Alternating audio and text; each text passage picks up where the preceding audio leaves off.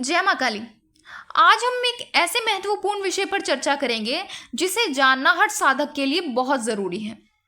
तो जब माँ काली या किसी अन्य देवी देवता के द्वारा परीक्षाएं ली जाती हैं और वो व्यक्ति उस परीक्षा को पार नहीं कर पाता, तो उसके बाद उसे क्या करना चाहिए, ये आपके लिए समझना बहुत ज़्यादा ज़रूरी है।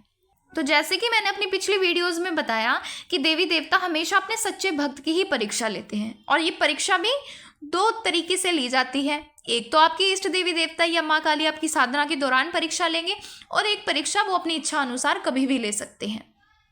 और ये परीक्षा हमेशा भक्त के विश्वास, श्रद्धा और समर्पण को परखने के लिए ही होती है।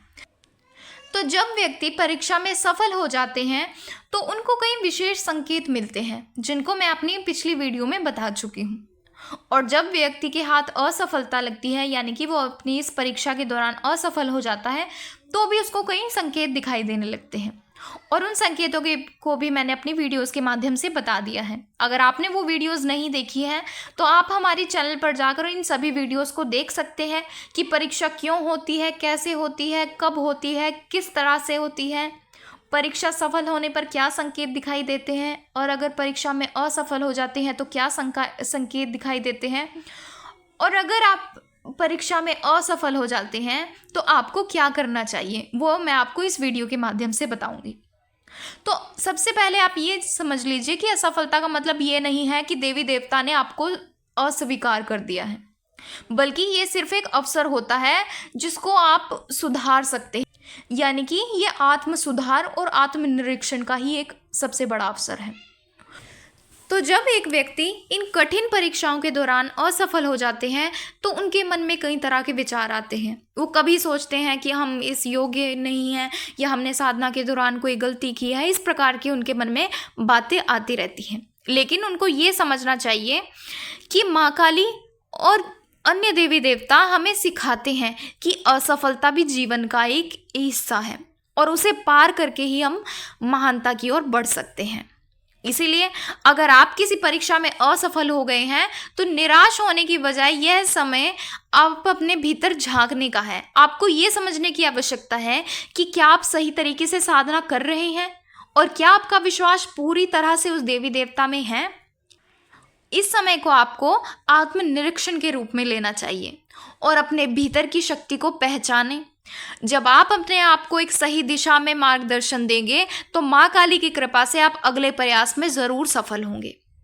अब मैं आपको एक एक करके ये बताऊंगी कि अगर आप साधना में असफल हो जाते हैं तो आपको क्या करना चाहिए। तो सबसे पहले आप अपनी भक्ति में सुधार करें। तो जब आप किसी परीक्षा में असफल हो जाते हैं तो ये बहुत मायने रखता है कि आप अपनी भक्ति को सुधारें। असफलता के बावजूद आपको अपने विश्वास को नहीं खोना है। भक्ति एक निरंतर चलने वाली प्रक्रिया है और इसमें सुधार करने की आवश्यकता होती है, और आपको अपनी साधना को फिर से शुरू करना चाहिए, लेकिन इस बार पूरी श्रद्धा और विश्वास के साथ। लेकिन अगर आपकी भक्ति में कोई कमी थी तो उसे पहचानें और सुधारें। माँ के प्रति समर्पण को और कहीं ज़्यादा मजबूत बनाएं। कभी भी अपनी भक्ति में कमी ना आने दें, क्योंकि भक्ति में ही माँ की कृपा होती है। यानी अगर आप सही तरीके से भक्ति करते हैं तभी आपको माँ की, आपकी इष्ट देवी देवता की कृपा प्राप्त होती है। अब अगला कार्य आपको जो करना है वो है आत्ममंथन। यानी कि असफलता के बाद आत्ममंथन करना बहुत ज़रूरी है, क्योंकि ये समय है जब आपको खुद से सवाल करने चाहिए कि आपने कहाँ गलती की। क्या आपकी भक्ति में श्रद्धा की कमी थी, या आपने कोई नियम को तोड़ा है। यानी कि जो साधना के दौरान नियम करने चाहिए आपने उन नियमों का पालन सही ढंग से नहीं किया। आत्ममंथन से आप ये समझ सकते हैं कि क्या वह कमी थी जिसे सुधारने की आवश्यकता है। इससे आप अपनी आंतरिक दोषों को पहचान सकते हैं और उन्हें सुधार सकते हैं, और एक स्पष्ट और सच्चे दृष्टिकोण से अपनी स्थिति को देखने की कोशिश करें कि आपसे कहाँ गलती हुई है। अब अगला कार्य है माँ काली से क्षमा याचना करें। असफलता के बाद माँ काली से क्षमा याचना करना बहुत ज़्यादा ज़रूरी है। जब आप महसूस करते हैं कि आपने कुछ गलत किया है या आपकी भक्ति में कोई कमी रही है तो माँ काली के सामने अपनी भूल को स्वीकार करें और उनसे क्षमा मांगें।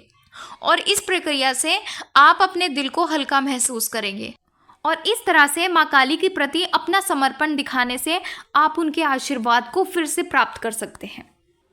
अब अगला कार्य है समर्पण बनाए रखें। समर्पण का मतलब केवल शब्दों में नहीं बल्कि अपने आचरण में भी होना चाहिए। भक्ति के मार्ग पर चलते हुए पूरी तरह से अनुशासन बनाए रखें। अपने आचार व्यवहार में स्थिरता और निरंतरता बनाए रखें। माँ काली की पूजा और भक्ति के दौरान जो नियम और संयम है उनका पालन जरूर करें। माँ काली की कृपा के साथ आप सही मार्ग पर दोबारा से लौट सकते हैं। समर्पण के साथ भक्ति करें और अपने भीतर की शक्ति को पहचानें। अब अगला कार्य है अच्छे गुरु का मार्गदर्शन ले। कभी कभी आपके जीवन में कठिनाइयां और परीक्षाएं आ जाती हैं जिन्हें अकेले पार कर पाना बहुत ज़्यादा मुश्किल है और बिना गुरु के तो इन परीक्षाओं को पार आप नहीं कर सकते। ऐसे में एक अच्छे गुरु का मार्गदर्शन बहुत सहायक हो सकता है क्योंकि गुरु आपको सही दिशा दिखाते हैं और वो इन सभी परीक्षाओं से गुजर चुके होते हैं, इसलिए उनको भली भांति पता होता है कि इन परीक्षाओं को कैसे पार करना चाहिए और भक्ति की गहरी समझ दे सकते हैं आपको और वो आपके भक्ति जीवन में होने वाली कमियों को भी समझने और सुधारने में मदद कर सकते हैं। इसीलिए एक अच्छे गुरु और अनुभवशील गुरु का ही मार्गदर्शन ले। उसके बाद अगला कार्य है परीक्षाओं के प्रकार को समझे, यानी कि परीक्षाएं किस किस प्रकार से हो सकती है। अगर आप नहीं समझ पा रहे हैं कि परीक्षाएं कैसी होती है, कब होती है, तो आपको ये जानना चाहिए कि माँ काली या अन्य देवी देवताओं की परीक्षा जीवन के विभिन्न पहलुओं में आ सकती है। ये परीक्षाएं आपकी साधना के दौरान भी हो सकती है, जैसे कि मैंने शुरू में बताया, और ये परीक्षा आपके इष्ट की इच्छा अनुसार भी हो सकती है। तो अगर आप इन परीक्षाओं के बारे में जानना चाहते हैं तो आप हमारे चैनल पर जाकर इन वीडियोज़ को देख सकते हैं ताकि आप अपनी साधना के दौरान होने वाली परीक्षाओं को बड़ी ही सरलता से पार कर सके। अब अगला कार्य है माँ काली और अपने इष्ट देवी देवता के प्रति भक्ति और श्रद्धा को बनाए रखें। असफलता के बाद ये बहुत ज़्यादा महत्वपूर्ण है कि आप अपने इष्ट देवी देवता के प्रति अपनी भक्ति और श्रद्धा को बनाए रखें, क्योंकि एक भक्त के जीवन में उतार चढ़ाव आते रहते हैं, लेकिन उसको इन असफलताओं से घबराना नहीं चाहिए। आपको अपनी आस्था को बनाए रखना होगा।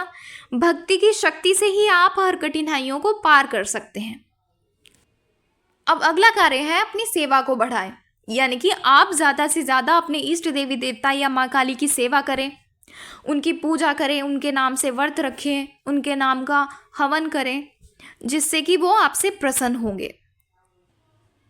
तो ये थे कुछ कार्य जो मैंने आपको एक एक करके बिल्कुल गहराई से समझाए हैं कि अगर आप साधना के दौरान अपने इष्ट देवी देवता की परीक्षाओं में असफल हो जाते हैं तो उसके बाद आपको क्या करना चाहिए।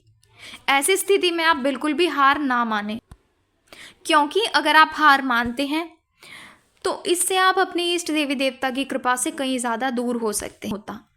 आप अपनी श्रद्धा और भक्ति को बनाए रखें और दोबारा से अपने इष्ट देवी देवता की पूजा साधना शुरू करें।